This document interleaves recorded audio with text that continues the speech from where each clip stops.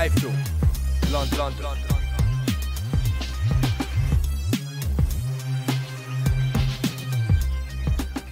iFILM, London.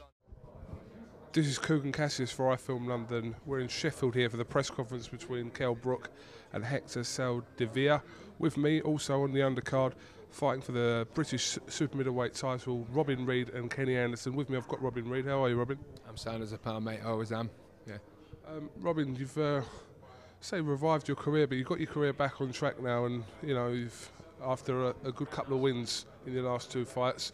Ready to take another shot at the British title for you? Yeah, exactly. I mean, it didn't start off too great, me comeback trail when I went in prize fighter. But the thing is with prize fighter, no excuses, you know. But it's very hectic. It's 3 rounds. Do you know what I mean? It's like I'm a seasoned pro. You know, I fought them like world titles, British title against Carl Froch. I've been involved in all them fights. In the 12-round fights, you know, you set off with a game plan, you know what I mean? You bide your time, you know, you wait to break them down and whatnot, whereas prize fighters just alpha leather for 3 rounds. Before you know it, it's over. So that didn't really suit me, and as you'll have noticed with them prize fighters, it doesn't suit a lot of the seasoned pros or former champions or whatnot. You get a lot of these young lads, you know, with like 4, 5, 6, 7, 8 fights on the record, as opposed to my 46 coming along and I'm winning it, you know, and people are a bit surprised by that. But like I say, it's the format of it, it's the fact that it's 3 rounds, hell for leather for 3 rounds, you know, and that's all they know that they've got to do is go for 3 rounds, you know, hell for leather, and then that's it. That's why I always say that like world titles, British titles are fought over 12 rounds, not 3 rounds, you know. But you know, and I've had 2 good wins since. Wayne Reid, stoppage in the 4th round. And Daniel Cadman, a stoppage in the 5th round, that were back in January. So yeah, you know, things that they're my sort of fights, you know, longer fights, longer distance fights, fights where I can take my time if I need be, you know, break my opponents down and then take them out. Yeah, you know what people are going to say, obviously being a former world champion yourself, you know, what's Robin Reid got left in the tank, you know, at 41 years old, is that right? 41 years old, you know, what have you got left to offer, and that? What would you say to them people that, you know, would doubt what you actually have to offer? Yeah, well, I mean, the thing is, the way I look at it is like I've got nothing to lose and everything to gain. I'm a former world champion. I've been there and done it. Do you know what I mean? I've achieved what all these other guys are hoping to achieve, world title status and all that. So the pressure's off me, like you say. You know, the pressure's all on this other guy now. Do you know what I mean? He's the new face on the block, if you like. You know what I mean? And it's like that's going to be his downfall. I think that like the fact that people are going to be writing me off because of, you know, because of my age and whatnot. You know, is what he's, you know, but he's not to look too much into that, because like there's still plenty left in, you know. When I retired back in 2007 originally, that was down to like injuries at the time after the Carl Froch fight, you know. But when I came back after prize fight, or with prize fighter, you know, that was because the fact that, like, you know, I had no injuries, you know. But I kept, in them 3 years or 4 years of retirement, kept myself in the gym, kept myself fit. Do you know what I mean? Not going out abusing myself. I'm not a drinker or anything like that. So, you know, and that's all added to it, you know, and I feel fresh as, you know, as I ever have, to be honest. Kenny Anderson's had to, you know, wait for his time as well to get this shot. Obviously, a couple of failed attempts at fights with George Groves, which never materialised. And I mean, as we all know, Kenny Anderson's a big puncher as well. So, you know, this is going to be it's going to be tough for you, and likewise for him. Yeah, exactly. I mean, but the thing is with Kenny Anderson, no disrespect to him, you know, I've got the utmost respect for him, don't get me wrong. He's not been in the same class of same class of fighter that I have been in with. Do you know what I mean? And people might say that was 10 years ago or 5 years or this and that. It doesn't matter. It's all experience at the end of the day. You know, and he's built up his record, which is not a bad record, don't get me wrong, but look at the people who are on that record, you know, and the only decent, or one of the decent fighters that he had on, it was George Groves, who took him out after 6 rounds. Do you know? And like I say, I'm not disrespecting him, I'm just saying as it is. You know what I mean? It's like you look at my wins and you look at my losses, they're all against top class opponents. Joe Karzagi, dodgy decision. You know what I mean? Sven Otka for the IBF, WBA, dodgy decision. Do you know what I mean?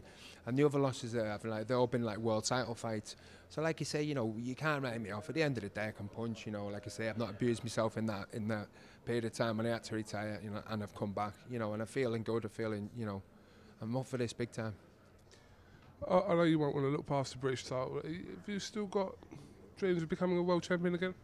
Yeah, I'll be honest with you. I'm not saying I'd rise. Even listen, if this train is ongoing and a world title, you know, chance comes, you know what I mean, Carl Froch or another, you know, or another option, I'm not going to say no. Do you know what I mean?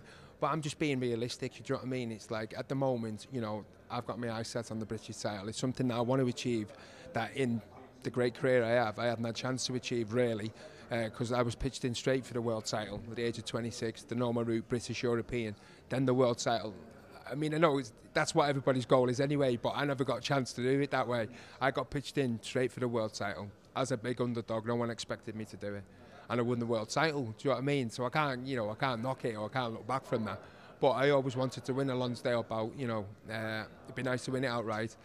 I got my chance against Carl Froch back in 2007, but things weren't right at the time, injuries and training problems and whatnot. And that's why I retired afterwards. But I've come back fresh, new set of coaches, new set of training methods, and everything's bang on. Has the film career been put on hold temporarily while you, you know, pursue your boxing dreams again? Yeah, but I mean, the thing is, I'm not going to say anything.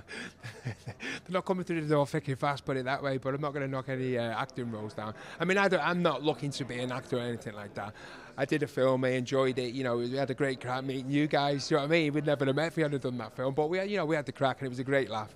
And yeah, and I'd love to do, you know, that sort of thing again if it came about, but I ain't going to go looking for it because I'm a boxer, not an actor. But it's enjoyable and, you know, there's life after boxing, so who knows? And just finally, how's life as a father been treating you? Brilliant. My little Oscar, he's 20 months old now. He's brilliant. He's talking now. Daddy being his favourite word. You know, he's got his little set of boxing gloves, his little punch ball. I mean, I'm not saying I'm going to push him into boxing or anything like that, but I just want him to, you know, he messes about with me with his little boxing gloves on and whatnot. And yeah, he's a big life changer. Do you know what I mean? He's the best. You know, he's the best thing that's ever happened to me. You know, better than winning a world title or anything like that. Yeah, so I love being a dad.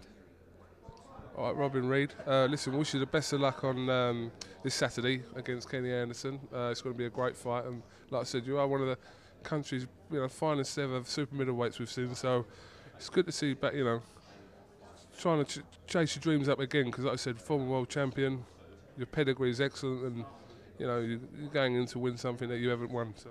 Yeah, totally looking forward. You know, I appreciate that. It's nice, you know, nice to say, because at the end of the day, I have achieved that. You know, I've achieved what all these other boxers are hoping to achieve, which is a world title. But like I say, the one that has eluded me has been the Lonsdale bout, and this is my chance, third chance of winning it. And you know, I'm going to take that opportunity with both hands. And you know, I ain't going to. Kenny Anderson's in my ways. You know, it's the way I'm looking at it. Nice guy, do you know what I mean? I'm not going to start slating him or anything like that. But he's in my way of winning that Lonsdale belt. You know, and I've just got to get him out of the way. All right. Thank you very much for talking to iFILM London. Thank you. Cheers. Thank you. Thanks, Robin. Cheers.